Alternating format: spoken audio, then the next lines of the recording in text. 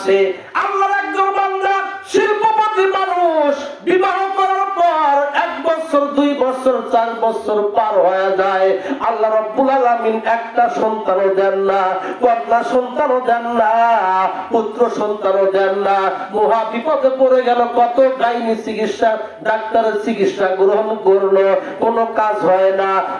ওই স্বামী স্ত্রী 2 জন মিলা গভীর রজনীতে তাহাজ্জুদের নামাজ পড়ে আল্লাহকে ডাকতে বলে, আল্লাহ দুনিয়াতে কোনো দরবার তো বাদ দিলাম না, কোনো হসপিটাল তো বাদ দিলাম না, আল্লাহ আমার দৃঢ় বিশ্বাস হয়ে গেছে, আল্লাহ যদি তুমি কাউকে সন্তান দাও পৃথিবীর কোন ব্যক্তি প্রতিরোধ করতে পারবে না। আল্লাহ আমরা স্বামী স্ত্রী উভয়জন গভীর রজনীতে পৃথিবীর সমস্ত অফিস আদালত বন্ধ হয়ে গেছে, রব্বুল আলামিন একটা সন্তান ধরে মাওলা একটা সন্তান দাও। ও মা বোনেরা, গভীর রজনীতে আল্লাহর কাছে দোয়া করার পর 10 বছর পর আল্লাহ তার গর্ভে একটা পুত্র সন্তান দিলেন। বলুন মারহাবা। সন্তান দেওয়ার মালিক কে? আল্লাহ। কন্যা সন্তান দেওয়ার মালিকও আল্লাহ। কারো যদি পর পর কন্যা সন্তান হয়, ওরে বাবা, অনেক পুরুষ আছে বউকে আর ভালোবাসে না, কয় তোর তো একটা মহিলা মাদ্রাসা আর গেট, জোরে কর নাউজুবিল্লাহ, আরো জোরে বলুন নাউজুবিল্লাহ। মনে রাখবেন, যারা কন্যা সন্তানের বাবা হয়েছেন সুসংবাদ গ্রহণ করেন। আল্লাহর হাবিব মুহাম্মদুর রাসূলুল্লাহ বলেন, যে ব্যক্তি একটা কন্যা সন্তানের বাবা হয়েছে সে একটা মাওলার জান্নাতের মালিক হয়েছে। জোরে কোন সুবহানাল্লাহ। যে ব্যক্তি 2টা কন্যা সন্তানের মালিক হয়েছে, ইসলাম শিক্ষা দিয়েছে, কোরআন শিক্ষা দেওয়ার পরে উপযুক্ত পাত্রের হাতে তুলে দিয়েছে, আবার ওই উম্মত 2টা জান্নাতের অধিকারী হয়েছে। জোরে কোন সুবহানাল্লাহ। এজন্য মন খারাপ করার কোনো কিছুই নাই। মন খারাপ করলে এটা আপনার ইহুদি খ্রিস্টান মুশরিকদের স্বভাব। জোরে কোন নাউজুবিল্লাহ। প্রমাণ আল্লাহ রাব্বুল আলামিন বলেন, বিসমিল্লাহির রহমানির রহিম, ওয়া ইযা বুশিরা আহাদুহুম বিল উনসা যাল্লা ওয়াজহুহু মুসওয়াদ্দান ওয়া হুয়া কাযীম। আরবে যদি কোনো কন্যা সন্তান কেউ প্রসব করত, সংবাদ দেওয়ার সাথে সাথে তার চেহারা কালো হয়ে যাইত, চেহারার ভিতরে টকবক করত রাগে। জোরে কর নাউজুবিল্লাহ। ও মুসলমান ভাইরা, কিতাবের ভিতরে আসে 10 বছর পর আল্লাহ রাব্বুল আলামিন ওই মায়ের গর্ভে একটা পুত্র সন্তান দিলেন। আস্তে আস্তে সন্তানটা বাল্যকাল অতিবাহিত হয়ে গেল, কৈশোর পার হয়ে গেল, এবার সবে মাত্র যৌবনে পদার্পণ করেছে। ভাই, এবার এই যৌবনে পদার্পণ করার সঙ্গে সঙ্গে একটা মাত্র সন্তান, এই সন্তানটা ভীষণ রোগে আক্রান্ত হইয়া যায়। দেখছেন ছেলে কয়টা? একটা। 12 বছর পরে আল্লাহ একটা সন্তান দিয়েছেন, তারপরে কত বড় বিপদ। এগুলো পরীক্ষা। কি কথা বলেন? পরীক্ষা। যদি সবর ধৈর্য ধারণ করতে পারি আমরা, তাহলে পরীক্ষায় এলাও পাবেন, পাস না হইলে ঠাস। কিতাবের ভিতরে আছে, এবার অসুস্থ হয়ে গেল শিল্পপতি বাবা, জনম দুঃখিনী মা বারবার চিকিৎসা করেন, বিভিন্ন মেডিকেল কলেজ, বিভিন্ন মেডিকেল হাসপাতালে দৌড়ায়, বিভিন্ন কবিরাজের কাছে যায়, কোনো কিছুতে কাজ হয় না। এবার জনম দুঃখিনী মা তার সন্তানকে বাঁচানোর জন্য, ও মুসলমান ভাইরা, ও যুবক ভাইরা রে, মা বাবাকে কোনো সময় বোঝা মনে করবা না। আবার আপনার মা বাবা কত মহব্বত করেছে, কত ভালোবেসেছে, আজকে বুঝ বুঝে আসে না। যখন আমি আপনি ছোট্ট ছিলাম, মা আমাকে ডান কাঁধে সাইডে শুয়াইতো, পেশাব করে দিয়েছিলাম, আবার বাম কাঁধে নিয়ে আসতো, বাম পার্শ্বে নিয়ে আসতো, পায়খানা করে দিয়েছিলাম। বিছনা শেষ হওয়ার পর কনকনে শীতের মধ্যে জনম দুঃখিনী মা আমাকে তোমাকে কিন্তু ফেলা যায় নাই যুবক ভাই। আমার তোমার ওই জনম দুঃখিনী মা সারা রাত বুকের ভিতরে তুলে রাখছে, জোরে কোন ঠিক কিনা? ও মুসলমান ভাইরা, সন্তানকে বাঁচানোর তাগিদে কি করবে জনম দুঃখিনী মা? 2 রাকাত নামাজ পড়ে আল্লাহর কাছে ডাক দিয়ে বলল, আল্লাহ আমি আর দুনিয়ার কোন চিকিৎসকের কাছে যাব না, দুনিয়ার কোন ডাক্তারের কাছে যাব না। রব্বুল আলামিন তুমি হইলা ডাক্তার হেকিমের হেকিম। আল্লাহ তুমি মানুষকে রোগ দেবার মালিক তুমি, আল্লাহ রোগ থেকে মুক্ত করার মালিক তুমি। আল্লাহ আমি তোমার বান্দি, একজন কদম বান্দি, তোমার কাছে মান্যত করলাম। আল্লাহ যদি আমার সন্তানকে তুমি সুস্থ করে দাও, 7 দিনকার জন্য জীবন্ত অবস্থায় কবরে থাকবো, জোরে কর নাউজুবিল্লাহ। কি করছে মা? মান্যত। দেখছেন, এর নাম মা।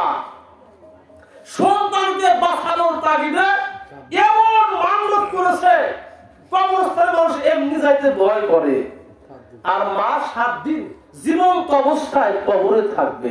জোরে কোন সুবহানাল্লাহ, সুবহানাল্লাহি বিহামদিহি। মান্যত করার পরে আল্লাহ রাব্বুল আলামিন বান্দির দোয়া কবুল করলেন। জনম দুঃখিনী মায়ের দোয়া কবুল হয়ে গেল। ও মুসলমান ভাইরা, ও মা বোনরা শুনে রাখেন, আল্লাহ রাব্বুল আলামিন দোয়া কবুল করলেন। 1-2 দিন পর আল্লাহ রাব্বুল আলামিন তার সন্তানকে সুস্থ করে দিলেন। জোরে কোন সুবহানাল্লাহ। সন্তান সুস্থ হয়ে গেল, সন্তান চলাফেরা ঠিক মতো হয়ে গেল। 1 মাস পার হয়ে যায়, 2 মাস পার হয়ে যায়, কিন্তু আর মান্যত পুরা করে না। পুরো করবে কেমনে? কঠিন না? 1 দিনও তো না, 7 দিন। তাও বাড়িতে একা এক রুমে থাকতে ভয় লাগে। 7 দিন। এটা হলো সন্তানের প্রতি যে মায়ের মহব্বত। এটা কয়েক মাস আবেগে আপ্লুত হয়ে এই কথা বলার পর কয়েক মাস পার হয়ে যায়। জনম দুঃখিনী মা সন্তানের মান্যতের কথা ভুলে যায়, মাঝে মাঝে স্মরণ হয়, কিন্তু মান্যত পূরণ করে না। একদিন গভীর রজনীতে তাহাজ্জুদের নামাজ পড়ে আল্লাহর বান্দি আবার ঘুমায়া পড়েছে। ঘুমের মাঝে সাদা পোশাক পরিহিত একজন আল্লাহওয়ালা ব্যক্তি এসে ডাকতে বলে, ও আল্লাহর বান্দি, যদি তোমার মান্যত তুমি পুরা না করো, লা আল্লাহু বালাআন শাদীদা, তাহলে আল্লাহর পক্ষ থেকে আগের চাইতে বেশি বিপদ পড়বে। জোরে কর নাউজুবিল্লাহ। ওই ব্যক্তি, আগন্তুক ব্যক্তি বলে যে স্বপ্নের মধ্যে, তাড়াতাড়ি মান্যত পুরা করো, না হলে তোমার সন্তান মারা যেতে পারে। এই যে মা আবার পাগল হয়ে গেল। সকালবেলা ঘুম থেকে ওঠে, সন্তানকে ডাকতে বলে, বাবা আব্দুল্লাহ, ওই যে কোদাল আছে, কোদালটা তুমি নিয়ে কবরস্থানে যাও।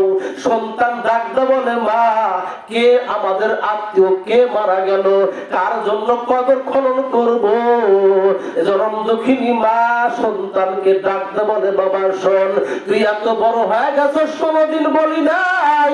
তুই অসুস্থ হওয়ার পরে আমি আল্লাহকে ডাক দিয়ে বলেছিলাম, আল্লাহ আমার সন্তান যদি সুস্থ হইয়া যায়, আল্লাহ আমি 7 দিনকার জন্য কবরস্থানে কবর অবস্থান করব। সন্তান রে, আমি আজকে স্বপ্ন দেখেছি, এই মান্যত যদি পুরা না করি, আমার ভয় হয় তোমার মতো কলিজার টুকরাকে আমি হারিয়ে ফেলবো। জোরে কর নাউজুবিল্লাহ।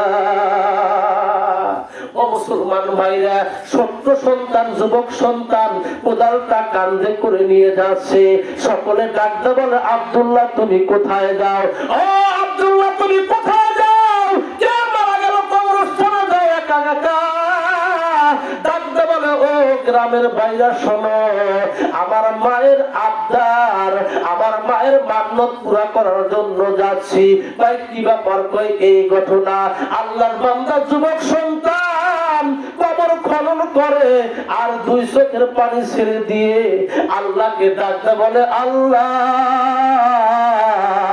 এই বয়সে কত মানুষ আমি দেখলাম মারা যাওয়ার পরে কবরে রাখা হয়, আর আমার মায়ের কবর আমি, জিন্দা মায়ের কবর আমি খনন করছি। আল্লাহ এই কি হবে আমি তো জানি না। কবর খনন শেষ হয়ে গেল। এবার বাড়িতে গিয়ে বলে, মা চলো যাই চলো। এবার চলে আসলো বাড়িতে। চরম দুঃখিনী মা সন্তানের হাত ধরে যাচ্ছে। মা বলে, সন্তান রে তুই আমার কবরের ভিতরে নামা দে। এবার মাকে নামা দেয়। ছোট্ট সন্তান চোখ দিয়ে পানি ঝরঝর করে ছেড়ে দিয়ে আল্লাহকে ডাকতে বলে, আল্লাহ আমি তো, আমার তো বুঝে আসে না ইতিহাস ঘটে যাচ্ছে। মাকে যখন কবরস্থ করে, যখন উপর দিয়ে তালাই বাঁশ দেওয়া হলো, এবার জনম দুঃখিনী মা সন্তানকে ডাকতে বলে, বাবা শোন, তুই একটু চিন্তা করিস না, তোর চাইতে বেশি দয়ালু আমার তোমার মালিক আল্লাহ। ও মুসলমান ভাইরা, কিতাবের ভিতরে আসে সন্তান চলে আসতেছে। এবার জনম দুঃখিনী মা কবরের ভিতরে শোয়ার পর আল্লাহকে ডাকতে বলে, রব্বুল আলামিন আমি আমার শক্তি সবকিছুকে বাঁচিয়ে আমি শেষ করেছি। আল্লাহ আমি তোমার কাছে দোয়া করি, আল্লাহ কবর তো সাপ বিচ্ছুর ঘর, আল্লাহ এই কবরের আযাব থেকে, বিপদ থেকে তোমার এই বান্দিকে তুমি রক্ষা করিও। আল্লাহর কাছে দোয়া করলেন। শুয়ে আছে, রাত হয়ে গেছে, হঠাৎ করে তাকা দেখে, ডান দিক থেকে তাকা দেখে একটা সুড়ঙ্গ দেখা যায়। জোরে কোন সুবহানাল্লাহ। একবারে লাইটিং সুড়ঙ্গ দেখা যায়। তাকা দেখে বেহেশতের পরিবেশ। দূর থেকে দুইজন বেহেশতি রমণী, পরমা সুন্দরী দুইজন নারী এই আল্লাহর বান্দিকে হাতের ইশারা দিয়ে ডাক দেয়, কয়, ও আল্লাহর বান্দি তুমি ওখানে থাকিও না, আমাদের কাছে চলে আসো। জোরে কোন সুবহানাল্লাহ। সমস্ত ঘটনার মালিক আমার আল্লাহ। আল্লাহ রাব্বুল আলামিন কবরের সাথে সরাসরি জান্নাতের কানেকশন দিয়ে দিয়েছে। সুবহানাল্লাহ। যুবকটা চলে গেল, যুবকের মা চলে গেল, কবর যাত্রী ব্যক্তি যাওয়ার পরে দুইজন মহিলাকে সালাম দিল, কিন্তু আলাম তার উদ্দার সালাম, কেউ সালামের উত্তর দেয় না। ডাকতে বলে, মা ডাকতে বলে, ও আমার মেয়ের বয়সের দুইটা কন্যা, তোমাদের কি হলো? এত সুন্দর তোমাদের চেহারা, তোমাদেরকে আমি সালাম দিলাম, একজন বয়স্ক মহিলা হওয়ার পরেও তোমরা কেন সালামের উত্তর দিলা না? ডাকতে বলে, মা এটা তো দুনিয়া নয়, এটা হলো কবর জগৎ। এখানে যতই সালাম কালাম দেওয়া হোক না কেন, একটা নেকিও পাওয়া যাবে না। এই জন্য যা কিছু করার দুনিয়ার থাকতেই করতে হবে। একজন হাফেজে কোরআন মারা গেছে, কবরস্থানে দাফন করছে, আর একজন আল্লাহর বান্দা যাইতেছে, দেখেন কোরআন তেলাওয়াতের সব। জোরে কোন সুবহানাল্লাহ। আওয়াজ যে কে তুমি, মান আনতা তুমি কে? ডাকতে বলে আনা হাফিজুল কোরআন, আমি হইলাম হাফিজে কোরআন। তুমি কোরআন মানে তুমি কি মারা যাও না? আমি মারা গেছি, আমি আমার মালিক আল্লাহর কাছে আমি অনুমতি পেয়েছি কোরআন তেলাওয়াতের। জোরে কোন সুবহানাল্লাহ। তুমি কত খতম কোরআন পড়েছো? কত খতম মানে আমাকে দাফন করার পরে আমি 70 বার কোরআন খতম করেছি। তখন ওই ব্যক্তি ডাকতে বলে সুবহানাল্লাহ। কেন সুবহানাল্লাহ বললেন? তুমি দুনিয়ার থাকতে তুমি তো এখনো মারা যাও নাই, তুমি যে একবার সুবহানাল্লাহ পড়েছো, ওই সুবহানাল্লাহ তুমি আমারে দিয়ে দাও, আমি 70 বার কোরআন খতমের সব তোমারে দিয়ে দিব, মানে একটা নেকিও আমার হয় নাই। জোরে কোন সুবহানাল্লাহ। কত দাম একবার সুবহানাল্লাহ বলার মৃত্যুর আগে।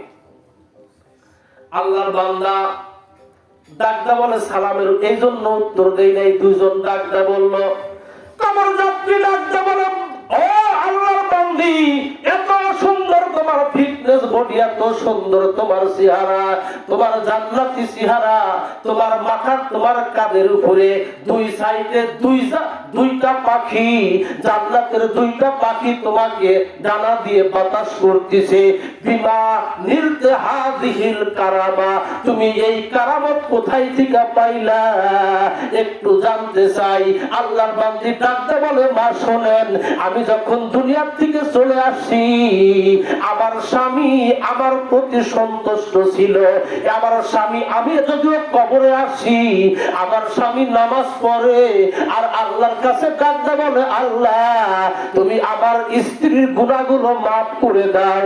আমি এমন অবস্থায় দুনিয়াতে আগমন করেছি, দুনিয়ার থেকে কবরে আগমন করেছি, আমার স্বামী ছিল আমার উপরে সন্তুষ্ট, যার কারণে আল্লাহ রাব্বুল আলামিন আমাকে এই কারামত দান করেছেন। আর একজন দিয়ে তাকায় দেয়, চেহারা সবকিছু ঠিক আছে, কিন্তু তার মাথার উপরে একটা কাকের মতো একটা পাখি তার মাথার মগজে আঘাত করতেছে, ঠোকর মেরে মেরে মগজগুলো তুলে তুলে বক্ষণ করতেছে।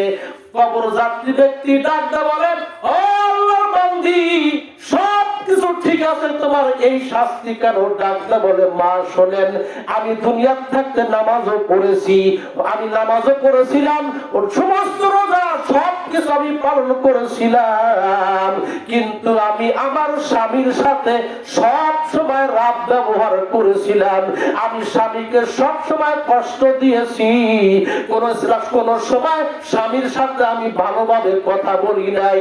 ও আমার মা বোনেরা শুনে রাখেন, বর্তমানে কিছু কিছু সমাজে নারী আছে, প্রতিবেশীর সাথে কথা বলে, সুন্দর সুন্দর হাসি মুখে কথা বলে, আর স্বামীর চেহারার দিকে তাকাইয়া মনটা খারাপ করে থাকে। জোরে কর নাউজুবিল্লাহ।